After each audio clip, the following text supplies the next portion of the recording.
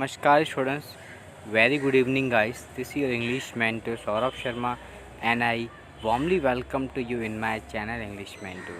And guys, आज आपके सामने मैं बहुत ही शानदार टॉपिक लेके आया हूँ क्यूबा मिसाइल क्राइसिस, जहाँ पे हम डिस्कस करेंगे कि क्यूबा मिसाइल क्राइसिस क्या था, इसने किस प्रकार कोल्ड वॉर को अपने पीक पे पहुंचाया और इसी क्यूबा के कारण जितने भी आपके पॉलिटिक्स के फिलोसोफर थे दे कंसर्न कि आपका थर्ड वर्ल्ड वार होने वाला है। नो डाउट टू से कि most of consider there is going to be get third world war. तो आज इसी पर्टिकुलर हम टॉपिक के इर्द गिर्द हमारे डिस्कशन एंड ओपिनियन रहेगी। ओके स्टूडेंट्स, चलिए अब हम ज़्यादा समय को व्यर्थ ना करते हुए आज के अपने इस वीडियो लेक्चर को स्टार्ट करते हैं।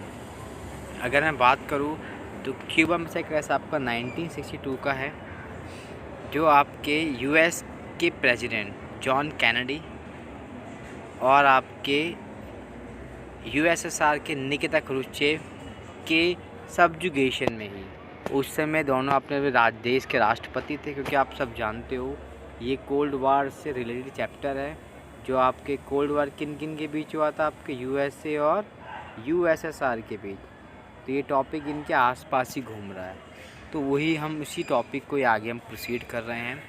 अब एक्चुअल में क्या है, अगर मैं थोड़ा सा आपको बताना चाहूँ थ्रू आउट द मैप, तो आपको बहुत जल्दी बहुत आसानी रहेगा समझना। ये आप देख लो जमैका, दिस इज जमैका, और जमैका के अंदर ही क्यूबा एक आपका लैंड है, एक द्वीप है आपका। इसके कंपैरिजन ये रहा आपका यूएसए। ओके, मैं दोबारा से इसको समझाता हूँ।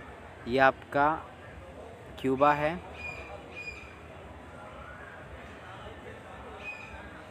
ये आपका क्या है, अमेरिका,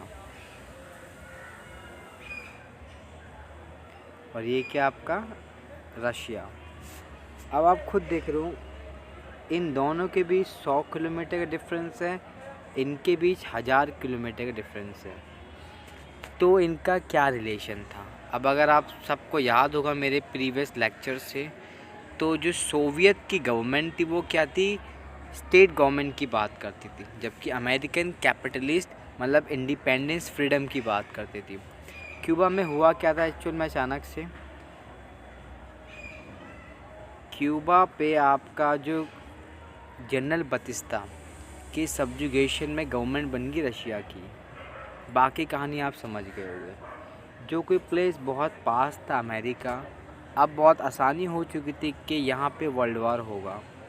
क्यों, क्या हुआ, जनरल बतिस्ता काम कर रहा था रशिया के कहने पे, और रशिया ने क्या करा, उसको बोला कि मिसाइल को रेडी कर दो। अब आप सब जानते हो रशिया एक यहाँ पर है, अटैक करना यहाँ से आसान होगा या फिर यहाँ से।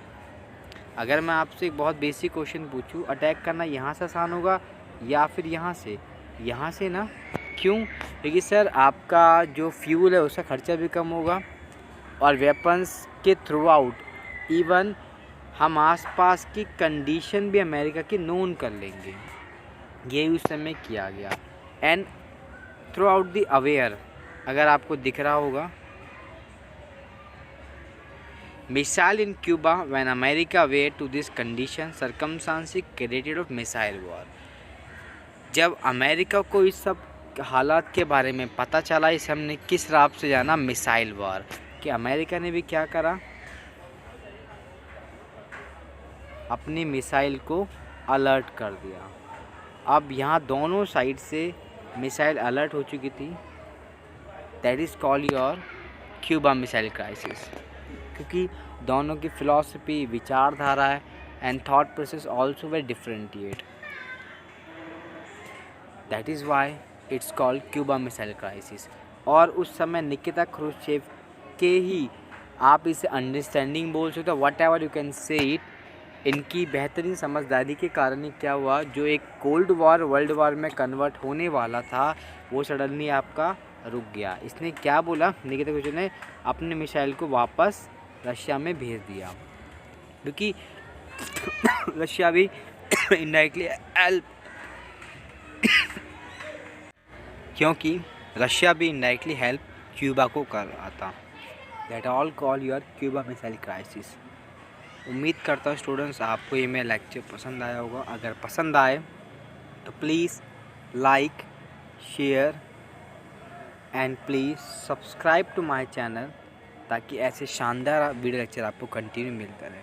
तब तक के लिए guys, goodbye and take care.